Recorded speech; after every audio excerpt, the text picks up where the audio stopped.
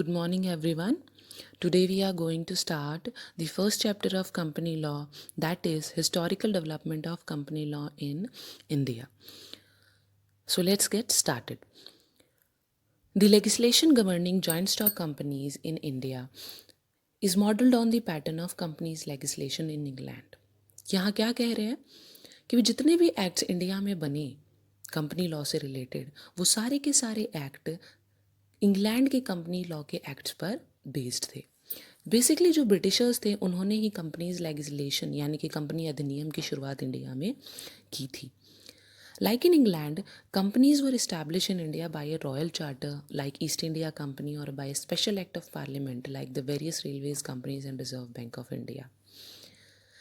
The first companies legislation in England, that is Joint Stock Companies Act 1844, was believed to be the first in the world. कि इससे पहले world में कहीं भी कोई भी कंपनीज लेजिस्लेशन का एक्ट नहीं बनाया गया और इन्हीं एक्ट्स के बेसिस पर लेटर ऑन इंडिया में भी काफ़ी अलग अलग टाइम पर एक्ट्स बनाए गए, जिसमें से कुछ एक्ट्स हम यहाँ डिस्कस करेंगे। शुरुआत के joint stock companies act 1850, 1857, 1860, 1866 and 1882। सबसे पहले जो एक्ट था that is joint stock companies act 1850 और ये इंग्लैंड के कंपनीज लेजिस्लेशन एक्ट 1844 पर बेस्ड था। इसके मेन प्रोविजंस क्या थे? सबसे पहला कि कंपनीज हैं जो अनलिमिटेड लायबिलिटी की होंगी, ठीक है। सेकेंड, इस एक्ट के अंदर कंपनीज को रजिस्टर्ड होने की भी फैसिलिटी प्रोवाइड की गई। जैसे इंडिया में जो भी रजिस्ट्रेशन होता था वो high court of Bombay, Calcutta और मद्रास के थ्रू मद्रास में होता था, वहाँ पर आप अपना रजिस्ट्रेशन जो कंपनी का करवा सकते हो। नेक्स्ट आया जॉइंट स्टॉक कंपनीज एक्ट 1857। इस एक्ट ने बेसिकली एक नई टर्म को, एक नए कॉन्सेप्ट को रिकॉग्नाइज किया है, इसलिए काफ़ी इंपॉर्टेंट था जो था कि लिमिटेड लायबिलिटी, कि जितने भी शेयर होल्डर्स होंगे उनकी जो लायबिलिटी है वो लिमिटेड होगी।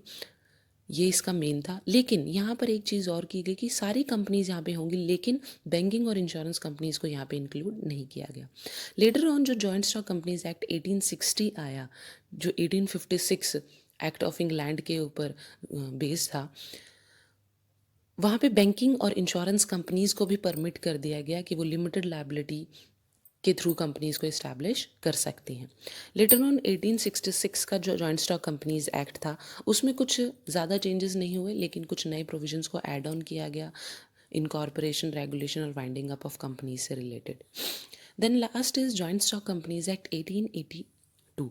Joint stock companies act 1882 basically companies act 1880 of England के ऊपर बेस्ड था, ठीक है। इसमें कुछ मेन चीज़ें जो इंक्लूड की गई और इसके साथ कुछ और एक्ट्स भी पास किए गए, like companies memorandum act 1895, companies branch register act 1900 and companies act 1910। ये सारे के सारे बनाए गए, लेकिन जो लूप होल्स थे, जो शॉर्टकमिंग्स थी वो एक्ट की, वो धीरे धीरे दूर होती गई, इसीलिए नए नए एक्ट्स एग्जिस्टेंस में आते गए। जैसे जो नेक्स्ट एक्ट है इंडिया कंपनीज एक्ट 1930। अगर हम इसके मेन पॉइंट्स की बात करें तो ये क्या था? It was basically A consolidated act based on the British companies act 1908। जब ये एक्ट था, इसके अंदर जो शेड्यूल्स थे बेसिकली 288 सेक्शंस और 4 शेड्यूल्स थे। बेसिकली इसने जो लॉ डिफाइन किए that is related to governing the functioning of companies and other commercial organisation की वो किस तरह से काम करेंगी। और एक जो नई टर्म यहाँ पे रिकॉग्नाइज की गई that was the private company. Later on मतलब ये एक्ट इम्पॉर्टेंट था पर इतना भी नहीं, लेकिन इसके बाद जो नेक्स्ट हमारा इम्पॉर्टेंट एक्ट बना जिसने एक्ट 1913 को रिप्लेस किया that is the Indian companies act 1956।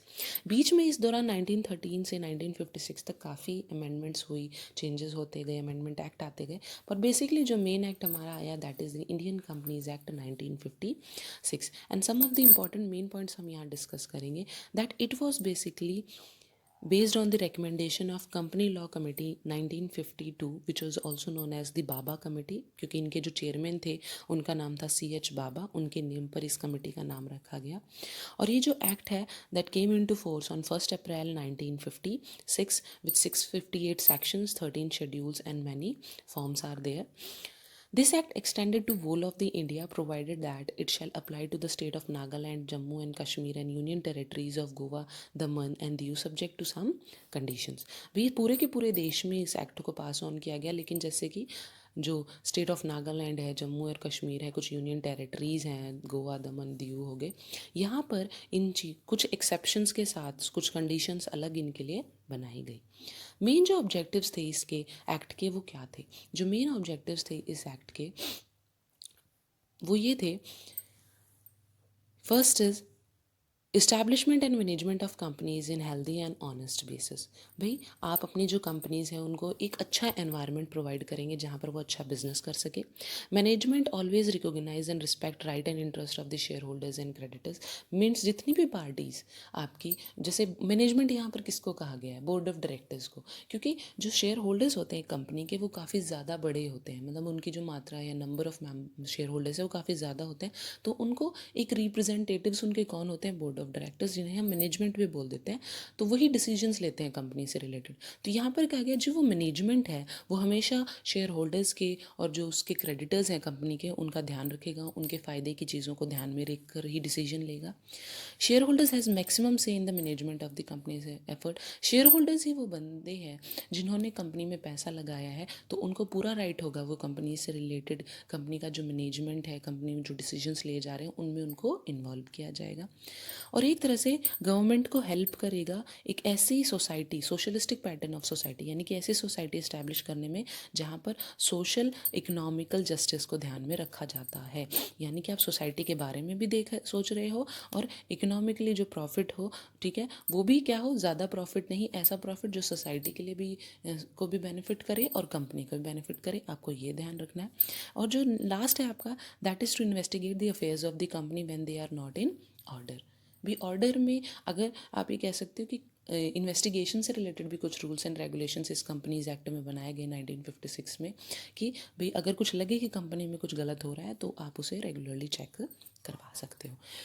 इसके बाद बहुत सारे अमेंडमेंट्स होते गए 1956 का जो एक्ट था, ठीक है। इसके बाद जो मेन एक्ट हमारे पास आया that is the companies act 2013।